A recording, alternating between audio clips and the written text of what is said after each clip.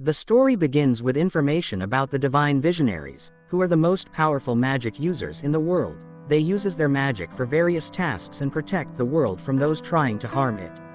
The divine visionaries are considered as if they were sent by God, and symbolize as God's own wands. Then, we see that the rumor of Mashle cannot use magic, which becomes a significant issue in the entire academy, and all the coins from Lang Dorm go to Adler Dorm, bringing Mashle and his friends one step closer to becoming toward divine visionaries. Then we see Mashle and Finn. Mashle says it's fortunate that the problem got resolved quickly. Now, they should celebrate. Upon hearing this, Finn questions if the problem has indeed been completely solved. We then see that Mashle's friends worked hard to keep the information about Mashle unable to use magic from spreading. However, a student approaches Mashle and asks if it's true that he cannot use magic. Mashle, in a low voice, confirms that he can use magic.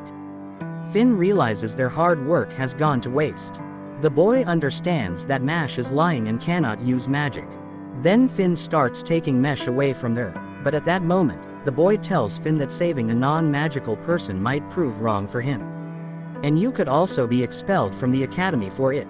Then Finn tries to muster the courage to tell the boy that he can stay with whoever he wants. Before Finn can say anything, Lance, using his magic, makes the boy fall to the ground. Lemon and Dot join them.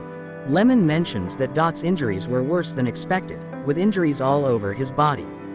After school, there is a celebration. Mashle mentions that now they have the coins from Lang Dorm as well, and they don't need to worry before the Divine Visionary selection exam. Later, we see Finn wondering why Abyss and Abel are also present. He wonders why Abyss hasn't placed his doll down. Abel asks if anyone wants to play cards. Abyss warns that if anyone defeats Lord Abel in cards, he'll kill them. Lemon interjects, saying such matters are not discussed in a party, and serves him tea. Abyss, with a strange expression, thanks her. Abel apologizes to Lemon in place of Abyss, saying he is not good at talking to girls and can't even say the word girl. Lemon then serves cream puffs to Mashle, but cream puff falls. Even then, Mashle picks it up from air and puts it back in his mouth. Later, we see Finn, who seems to feel out of place at the party. Abyss thanks Mashle for inviting him and gives him a warning about Innocent Zero. Innocent Zero is the world's largest and most powerful criminal organization, searching for powerful magicians in the school. In exchange for Lord Abel's assistance, that organization granted him powers. Lord Abel needed coins, so he requested these powers. Abyss mentions that magicians with three-lined abilities are more dangerous and powerful. He hints that there might be a connection between the organization Innocent Zero and Mashle. Abyss advises Mashle to be cautious of Innocent Zero. He reveals that Lord Abel wanted to create a world where kind-hearted people, like his mother, could live.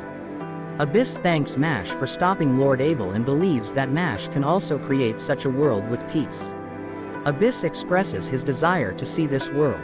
We then see the boy who was silently observing the party and trying to find evidence that Mashle cannot use magic. However, when he notices Abyss, he is shocked and runs away when Abel approaches. Next we see, an emergency inquiry is taking place at the Bureau of Magic. Mashle Burndead, who hide the fact that he cannot use magic, is under investigation. It turns out that, yesterday Mashle received a note asking him to report to the Bureau of Magic. The vice director scolds Mashle for hiding the fact even after getting admission to the academy, calling it a severe offense. He questions Mashle about the creator of the world, and Mashle assumes it might be some influential person. The minister then claims that God created this beautiful world and performed another miracle, allowing only humans to use magic. Mashle is considered a threat to this magical system, and he is tasked with quickly finding a solution to this bug. Mashle responds that things aren't perfect every time, but the minister insists that Mashle doesn't get to decide, as it's their job. Suddenly, Ryo Grants, the captain of the Magic Security Force and a divine visionary, interrupts. He tells Mashle that success is what matters in the end, and he should have more confidence in himself. Ryo believes Mashle has the capability to become a great person. Minister asks, "Lord Visionary, what are you doing here?" Ryo Grants responds, "Mushroom Head, The world operates by rules, and those rules are made by the majority, and what will happen if you don't align with that majority? The visionary simplifies it, saying, simple, you need to align with the majority, and that's it. Then, he challenges Mash to light a candle without touching it, emphasizing that magic is everything in this world. Mash is expected to show a miracle without having any magic in him and explaining how people can live in this world without magic. The minister finds it amusing because, without magic, no one can light a candle from a distance. Mash then quickly rubs a piece of wood on the ground and ignites the candle without touching it.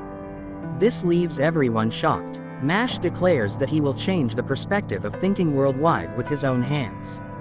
Mash, thinking he can leave now, is stopped as his legs get stuck in sand. He punches himself, and with the sand covering his body, he manages to escape, asking what is happening. Other divine visionaries arrive, and they introduce themselves. Renatus Revel, Sarara Hallistone, Caldo Gehenna, Agito Tyrone, Safina Biblia, and finally, Order Maddle. Order accuses Mash of hiding his identity and getting admission to Easton Magic Academy, demanding the death penalty for his crimes. This shocks Mash and he becomes very sad. However, a magic parasite controls the minister, revealing that they are from Innocent Zero, and Mash belongs to them. A divine visionary questions why Innocent Zero wants Mash, and Mash responds that he doesn't belong to anyone, he only belongs to himself. The man then says that the world will be dominated by Innocent Zero. Then a divine visionary says that you are declaring war against the Bureau of Magic and we accepts it. He suggests removing the magic parasite, but the child warns him as it poses a significant danger, and the parasite can also attack him. The divine visionary insists that if he doesn't do it, who else will remove the magic parasite from the minister because he is the strongest here. However, Mash easily removes the parasite from the man. But then, the parasite goes inside Mash. Mash effortlessly removes it from his mouth, and the child is shocked to see this. Mash confidently claims victory, having defeated the messenger of their enemy. The divine visionaries decide Mash's fate. Order insists on death, stating that no one can defy the rules. The shocked Mash says he won't go with them, but Order transforms into sand and claims that Mash must die and come with them. Order raises his sand-covered wand to strike Mish, but Ryo intervenes, saying they cannot decide alone whether he lives or dies. Then, a sword attack interrupts them as Rain, with Wahlberg, appears. Our episode today starts with a man named Wolfgang Sano, who summoned Mash and was told by Erder about the truth of Mash that he cannot use magic. As for his attendance at the Asto Academy, it is not up for discussion. There is no need for an investigation. We must abide by the rules, and I am justified in giving this boy the harshest punishment. At that moment, that man with the long chin, Wahlberg, looked up to the sky, hoping that the judgment on Mash would be postponed. There is a good chance that this boy will give us an advantage over them, so we cannot lose him at this very important stage. Mash is dragged away from Wahlberg, but his friend tells him that he is a living legend, the only one who was able to confront Innocent in his youth, and also the only one who has my respect. Then the man speaks to Wahlberg that he understands his position, but he cannot accept it and hand Mash over to that court. At that moment, Wahlberg takes off his hat in respect for the other man and tells him that what he said is true. He cannot use magic, but he has a unique talent for winning people's hearts. He firmly believes that people like him will change our view of this big world. And that's not all. So far, they have dealt with those who cannot use magic with full force, but I do not accept this and object to their treatment. I want equality between poor people like the rich and the strong like the weak. We are all human beings and we are all made of dust. Ortega tells him that he respects his position, but he should not impose his opinion on anyone. At that moment, Ren enters and tells them that he agrees with the opinion of that peer, but Mash has also proven that he is worthy of our trust. Everyone loves and remembers flashback between him and Mash when he asked him if he likes rabbits. Mash seemed very friendly and compassionate at the time. The white-haired boy tells them that he understands Ren's feelings, but personal emotions should not affect the rules. The other long-haired boy tells them that they should follow the rules and end this matter. This matter has taken more than its fair share. At that moment, the bald man enters and agrees with them that this world must be cleansed of people who do not possess magic. Despite this, the person who saved my life today does not have any magic at all, but in the end, we must follow the rules. When Ordo heard everyone's words, he decided to act only under their supervision as a puppet in front of Innocent Zero. That is, Mash must prove that he is strong enough to face Innocent Zero, and the proof is that he becomes a candidate for the title of Sky Monarch this year. But if he fails, he will be destroyed immediately. Mash agrees to this, then raises his right hand up and tells them that this fist alone is enough to defeat anyone. Mash hits the ground with a very strong punch, then tells all the people that he will defeat Innocent Zero, the evil of evils, with this strong fist. After that, we see Innocent Zero sitting on his chair waiting for his battle with Mash. The next day, Mash meets with his friends Lance, Dot, and Vin, where he tells them what happened to him last night. They are shocked when they learn that he will face the Innocent Organization, which is a very dangerous organization, and that he cannot use magic. But Lance remembers when he faced Mash, where Mash was able to defeat him easily despite not having any magic. Dot says that they must go out together to enjoy a little time because after that, they will undergo very harsh training. And indeed, they go out to enjoy their time.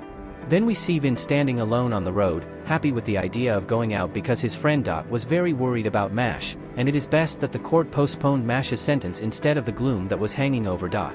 But he does not know what clothes his friends will wear, and at this time, we see Dot calling Vin, finding him wearing a very strong armor, and he is surprised when he sees him like this.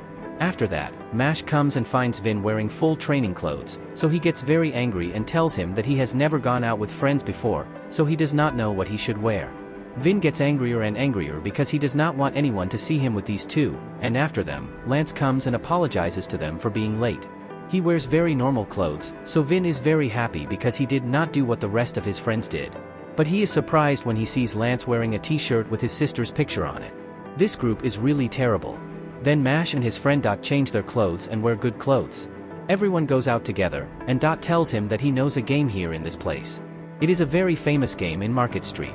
Then he takes them to the place of this game. We find that this game is small animals, which are koalas. They sit on these boxes, and ordinary people try to put a small stick in their nose. The koala sneezes by tickling its nose, and it reflects by spraying its mucus on this disc hanging on the wall. Mash is encouraged and goes to try this game. He tries to tickle the animal, but he does not sneeze. Dot tells him that it is difficult for beginners to hit the target. Then he asks him to let him try the game, and indeed Dot goes to try it himself. He wants to teach Mash how to play it because he tickles the koala, and it sneezes and sprays its mucus on Mash's face. Mash gets very angry and goes to hit him. After that, the group continues on their way, where Lance wants to change his magic wand. He wants to run a new magic wand because rumors have recently spread that the qualifying exam for the title of Enlightened is approaching. Due to the issue of Innocent Zero, the exam will be held early this year, but that is in their favor. According to the currency glands, they will be able to take the selection exam for sure. If they can pass it, only the final interview will remain. Mash tells him that he knows he cannot use magic, so Lance tells him that he does it for his sister. Then they arrive at this store, where it is a store that sells all the magic wands that anyone requests or imagines. When they enter this store, they find that it is full of magic wands. Then this man greets them. When he sees them, he knows that they are students of the Easton Academy. Mash and Dot, his friend, watch all the magic wands in front of them. After that, we see Vin standing in the middle of the circle. He wants to change his magic wands, so he uses his power, and the appropriate wand comes to him. Mash does not understand what happened, so Vin tells him that his magic power summons the appropriate magic wand for him. Also, the wand is a tool to unleash his magic power. It is an extension of the bodies of magic users, basically. The old man said that it is an extension of the bodies of magic users, and suitable wands can greatly enhance your magic. Vin tells him, I think my magical power has increased due to my academic semesters, thanks to my wands. The old man responds, for this reason, you must measure your magic periodically. Lance also tries using his magic to choose the appropriate wand. The old man advises that it is better to choose a wand that suits your current nature. Then we see the wand go to Lance. The old man says, this is amazing, even among the dual-line wands, that tool is unmatched. The old man goes to Mash and asks him, don't you measure your magic? Vin thinks to himself that Mash lacks magical power, so no wand will interact with him. But he is surprised when Mash says, yes, I will measure it. Mash tries to measure it, but he hints the wand on the ground and asks, what is this wand? The old man answers that this wand has been in the store since ancient times. It is very heavy, and no one can carry it. It is rumored that the waters of the thousand flow from beneath it, and the greatest magic wands are made from it. But it is a myth that neither power nor magic has been able to move it for the past millennium. Then Dot and Vin are shocked, and Dot talks to the old man, saying this is very bad. But the old man does not understand. When Mash goes towards the wand, the old man asks him what he is doing. Then we see Mash pulling the wand from the ground, and a lot of water comes out from beneath it. Mash tells him, I will take this wand. The old man is shocked by what he did. After that, the scene moves outside the store, where Lemon and the commander tell them that Lemon's duty took longer than expected. Then they go out and spend a good time together. Mash tells them, it was fun. I never went out with friends before, so let's do it again later. After a few days at the academy, Mash plays with Lance. Lance tells him, I am ready for the selection exam. Mash replies, it's time. I remember Vin's words, will you visit your hometown now or wait until after the selection exam? Then we see Mash saying, I think I will return to my hometown. Vin is surprised that Mash changed his mind. The scene then moves to Ortair, who says that his counterpart Valpurgis seems to be delusional. He can no longer make rational decisions about those in power. It is his responsibility to stop the unrest before they reach an agreement. Therefore, he must do something. He is keen that Valpurgis will not be able to participate in the selection exam. The ideal member of Orca's residence is Margaret. Then this man speaks, saying that it is unusual for him to ask for a favor. He knows that he does not follow the rhythm of others. He cares about only one thing, which is excitement. Then the Sky Monarch Ortair tells him that Mash surpassed the ideal member Blang and Abel. Margaret tells him that Abel, the coin hunter, is not bad, but collecting coins simply does not measure a person's strength. Suddenly, the Sky Monarch Ortair tells him that Mash did all of that without magic. Margaret Macaron is shocked and drops her food on the table. He is in extreme fear and horror from that. Then he rushes and starts playing some pieces and melodies on the piano to relieve him of the fear that has befallen him. On the other hand, Mash goes to his house to visit his grandfather and father. He has not visited them for a very long time. We see his grandfather very happy because he has returned to visit him. Then his father asks him if he is holding up there in this academy. Mash says yes, very easily. At this moment, his friends enter his house. They are very happy, and his grandfather is surprised by that because he did not imagine that Mash would have friends. From the intensity of the influence, he begins to cry heavily. He did not expect Mash to make friends because he could not reveal him to the outside world, and he did not imagine that such a day would come. His friends tell his grandfather and father that we are not connected superficially like friendship, and we are more than friends. We are all brothers. Then Lemon comes forward and says, Uncle, I am very happy to meet you. Send my greetings to the future because I am Mash's future wife. The grandfather is shocked by that and that he has a fiancée. Lemon tells him that we have not held hands yet, so let your heart be reassured. Then he says, please be reassured.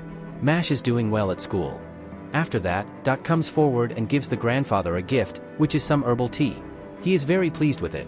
Then Lance gives him a gift too, which is some of the collectibles that have a picture of this girl, his little sister. Then Mash starts running, playing, and having fun with his friends together, and they are all very happy. His grandfather is happy that they are friends and love each other. Then the grandfather tells Vin, you must have gone through a difficult time. Vin replies, no problem. The grandfather is sad and says, I could never let Mash go out until now, and I never imagined that he would be surrounded by amazing friends. I hope your friendship lasts forever. Vin tells him, I am confident that it will last forever. On the other hand, we see the Sky Monarch servant on his way with others to kill Mash. He hopes that no one will cut his way. Suddenly, many swords fall on him from the sky, but he can avoid them. Then, Ren, the Sky Monarch servant, appears to him and asks him mockingly, are you Mash's personal bodyguard? Ren replies, I was just passing by chance, and I heard his creepy laughter from there. Can that villain kill Ren and go to his destination, which is to kill Mash? We will find out in the next episode. How was the video? We hope it was good. If so, please check these videos. Also, please comment down your thoughts and your suggestions for future videos. If you haven't already, please consider subscribing now to show the support to our channel.